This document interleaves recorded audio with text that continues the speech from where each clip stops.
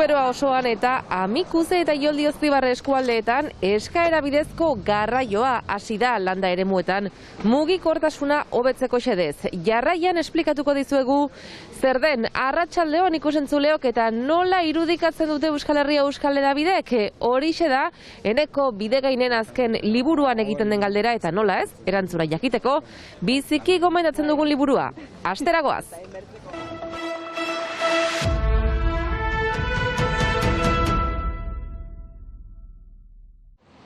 Abendu hasieratik Zuberoa osoan eta Nafarroa bereko Amikuze eta Iolde Oztibarre eskualdeetan eskaera bidezko garraioa abiarazi da. À l'origine, c'est une réflexion en fait qu'avaient menée les élus sous le Thym avant 2017. 2017 baino lehen hautetsi xiberotarrei jada gogo eta sakona egin zuten mugikortasunari buruz. Landa eremuetan gai garrantzitsua da, are gehiago gure biztanleria zahartzen ari baita eta jende honen mugikortasuna nola hobetu deliberatu dugu. Leku isolatuetatik herri nagusietara etor daitezen eta haien autonomia mantendu. Voilà, être autonome pour aller vers des bourgs centraux où sont concentrés les services. Zerbitzu hau Euskal Herria Aturriko mugikortasun sindikatuak eman du plantan eta dagoenako martxan diren garraioen osagarri izatea du helburu. La réflexion c'est d'avoir une mobilité qui est intermodale. Jomuga zerbitzu intermodal bada, adibidez, herrietan garraio komuna edo autobusak ditugu, baina landagunetan ez du balio. Ez baitira aldi guztiz egiten diren desplazamentuak, eta beraz, auto hau da aterabiderik egokiena. Qui vient quand on en a le besoin et vraiment le service le plus adapté en fait à nos territoires ruraux. Dena den, kasu, ez gaizki ulertu, hau ez baita taxi bat. Le transport à la demande, en fait, il limite les déplacements sur des axes principaux qui amènent du domicile vers les bourgs. Garraio honek desplazamentu mugatuak ditu ardatz nagusi batzuen barnean. Etxetik herriguneetara gerturatzen gaitu, zerbitzu gunetara alegia. Zuberoa garairako atarratze izango da gune nagusi hori, eta be Zuberoan Maule. Fait les centres-bourgs, donc pour la Haute-Soule c'est Tardets, pour la Basse-Soule c'est Moléon. Momentuz, ibilgailu bakarra dute Xibero guztirako, ardatz nagusi horietara mugatuko dena. Baina zerbitzuak arrakasta balu, bigarren auto bat txertatu eta zerbitzua edatzeko aukera ere badago, eta dagoeneko herritarrek begi honez ikusten dute. Biztanok, bizi gari kontent. Ez tega biziki bat zerbitzatari hori, no? Izan duk zerbitzu hau nahi izan duk hori. Baduk, giote gehiago jende zahartzen denak, eta beharri aukaran nihek, Atzu ikusiat emaztea torta hakestiko togi biltzen gehiago, eta beti behite norbaiten behara, eta erradako zerbitzatzen altzila, eta oto hau. Baina nola zerbitzatu auto hontaz? Irudietan duzuen zenbakira deitu behar duzue bezperan arratsaldeko 4 baino lehen, euskeraz edo frantsesez hitzordua eskatzeko. Eta zerbitzu honen kostua... Alors c'est 2 € le ticket. 2 eurokoa izango da, baina geroz eta gehiago erabili, merkeagoa izango da. Plus on en achète, plus c'est dégressif. Ordutegei buruzko xehetasunak etxeetara bidali diren afixa hauetan atxeman daiteke. Gainera, autoa gurpildun aurkientzat egokitua dago eta urtero 160.000 euroko aurrekontua izanen du landa eremuko herritarrek autonomia irabaz dezaten.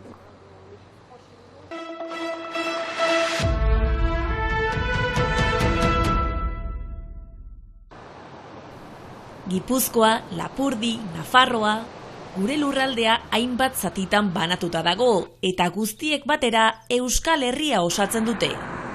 Baina nola irudikatzen dute Euskal Herria bertako hedabide garrantzitsuenek? Galdera horri erantzuna emateko asmoz argitaratu da izan ala ez izen. Azterketa bat egina izan dugu, pixka bat, erakusteko Euskal Herria representatuta dagoen bere osotasunean ala ez, eta izenaren saltsa hori ere argitzeko, ez? Batzuk Euskadi erabiltzen dute, beste batzuk EAE, beste batzuk Euskal Herria, bueno, termino nahasketa handia bada.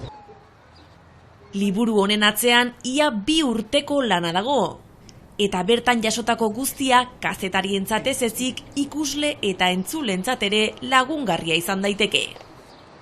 Nere bilankide, Ainhoa Larrañaga eta Zurine Maguregi, lan egiten dugu Mondragon Unibertsitateko UESI fakultatean, komunikazioko arloan, eta hiruek aurkeztu genuen beka deialdi bat izan zen, Martin Ugalde kultur beka, ikerketa beka, eta ara aurkeztu ginen proiektu honekin, eta beka emantzei guten, eta horren emaitza da lan hau.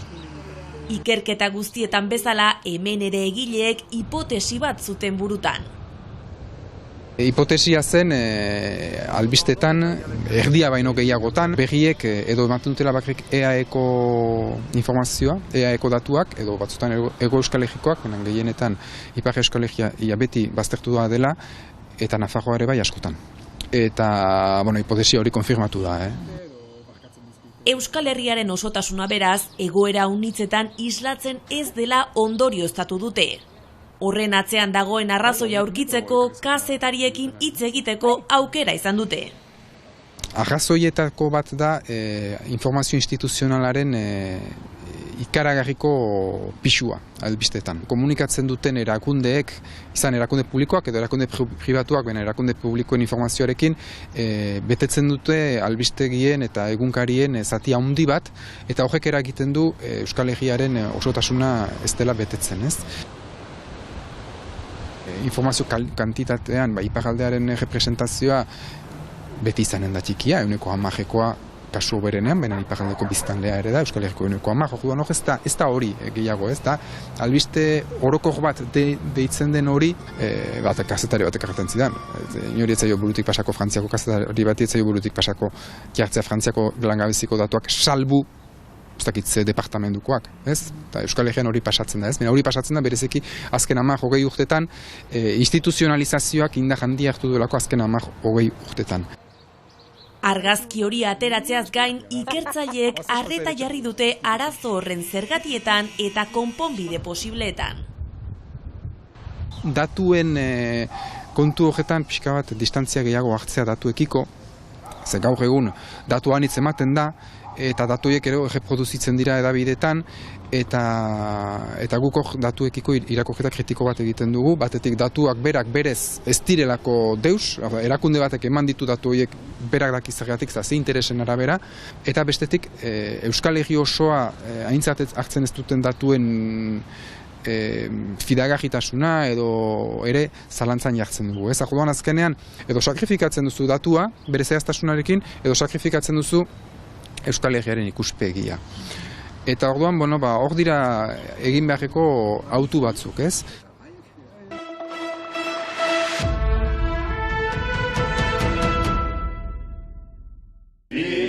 Jan Bordatxa siberutarra bat lagunekin batera kantu zaritu da berriki Urdin Euskal Herri Irratiko Besta Giro magazinean.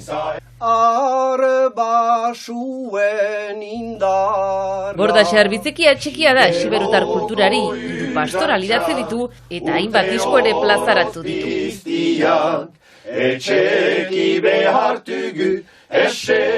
Siberotarren usentxak kantuarekin amaituko dugu gaurko saioa ikusentzuleok, bihar arte eta biba Siberua! Beti egon dadila, behogue odola, barko seskiula alde batetik, urdinar bemuskili bestetik, hor dira dehulun ezaguturik, Euskal Herrin zinez famaturik.